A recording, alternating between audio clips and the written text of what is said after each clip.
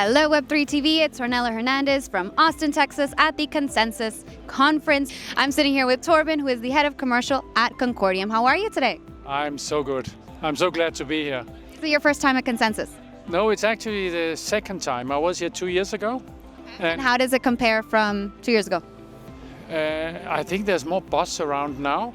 And 2 years ago, we didn't have a booth. We had this year. And there's a lot of people coming, a lot of interesting people coming to see us. Have you learned anything new, heard something interesting up on stage, or had an interesting conversation you can tell us about? Well, you know, after we've been here for 30 minutes, we spoke to BlackRock. So that was pretty nice, and they spoke about their ETF and their success. And so that was a very good start for us. To hear about that, but then I also the other blockchains that are here. There's a lot of talk about decentralization and letting your token holders decide more, and I think that's an interesting aspect. Yeah, I think that it should be like that, right? Going back to BlackRock, since the U.S. recently approved an Ethereum spot ETF. Wanted to just get your thoughts on that, if you think that's a good thing, what that means for the industry. Well, it's a good thing for the industry because it's again like a rubber stamp from the authorities, and the more seriousness we can get around blockchain, the better, I believe. And I don't know, for the market it can go up and down, but I would imagine for Ethereum it's a good thing. And they've been the leader in the smart contract space, where we also are. So, yeah, more success for them is also good for us. Yeah. So, yeah. And do you think we need ETFs? Like, do you think that these Bitcoin and Ethereum ETFs are the best way to get more people into this industry? I actually do. I'm TradFi by education, so. Security means a lot to people, and ordinary people, they don't understand this, to have a wallet and seed phrases and stuff. So for them, it's easier to buy on an exchange. And there's also another thing. The most wealth is probably locked in pension funds. And the only way you can get access to pension funds, it is with a proper ETF. So for the industry, I think it's a big, big thing. Yeah, that's a really good point. All right, so Torben, let's get back to Concordium. Yep. And what's going on? What can you share with me that's new at Concordium? So we are a fairly young chain. We are based on a newer language, which is a Rust-based language. And I'm not a developer, so you're going to have to break that down a little bit. What does that mean? So Ethereum is EVM. And the newer chains, they're using Rust as a base code language, which we also do. So we have a pretty fast chain, and we also have way faster finalization, which is good. So, and then one other thing that is a little bit of a specialty is we have an ID layer on the base layer of the blockchain. That means that you need to be identified to have an account on Concordium. So is that your main identifier that distinguishes you from other layer ones out there? Well, we were the only one who had it, and now everybody is following through, but they don't have it on the base layer. So you can say it was kind of like our fingerprint back then when we started. So it has attracted a lot of interest from corporations and also for state-owned companies. And I think I would like to mention that one of the use cases we have is with the state-owned grid supervisor, you can say, the electricity provider in Denmark.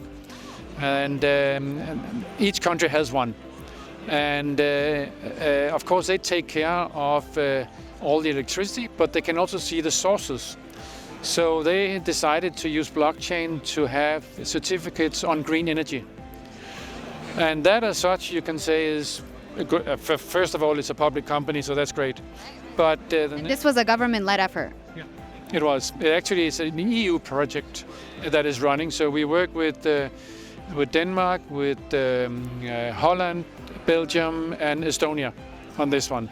So it's part of the whole ESG push, where you can say today green energy is sold to companies, 1, 2, 3, 4, 5 times, and nobody really trusted. So we're bringing trust into that space. And actually 2 weeks ago we did the first trade across border. So that's for everything else is a normal thing, but it's not for energy, green energy. I love that use case. What other kinds of use cases would you like to see more of that leverage the power of blockchain? So we have a lot to do with ESG, and that is tracking. So tracking the origin of projects, and when you track it, you can also measure along the way, which means that you can track the carbon footprint on goods at the same time as you get the whole chain that goes into. That's one of the use cases I love, a favorite of mine. And then other use cases could be, the whole, because we have the ID, so the whole use of self-sovereign ID, people don't think about the value of their data. So the whole pharma industry, we are also involved in projects where you use the people's data for the pharma industry and actually pay the user themselves. And that's new.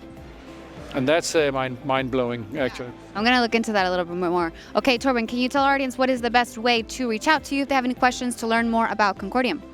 So the best place to find us, of course, is our website, concordium.com, or come to our booth here at Consensus. We're at the main stage. And one last question for you. Since we are at Consensus, I'm wondering what you think is hindering mass consensus or mass agreement of blockchain's potential to change the world?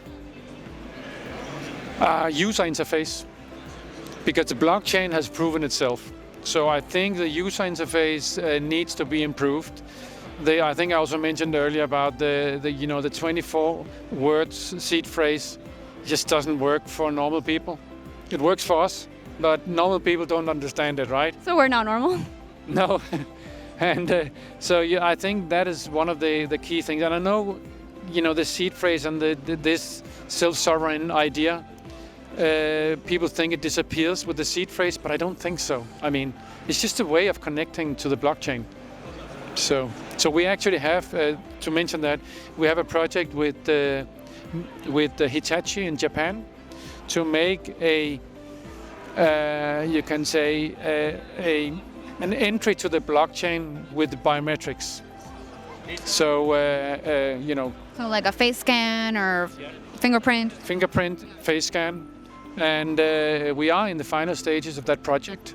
So that will be a game changer within the blockchain industry, I think. Okay. Well, keep me updated, and thank you so much for your time today. Enjoy the rest of Consensus. I will. Thank you very much.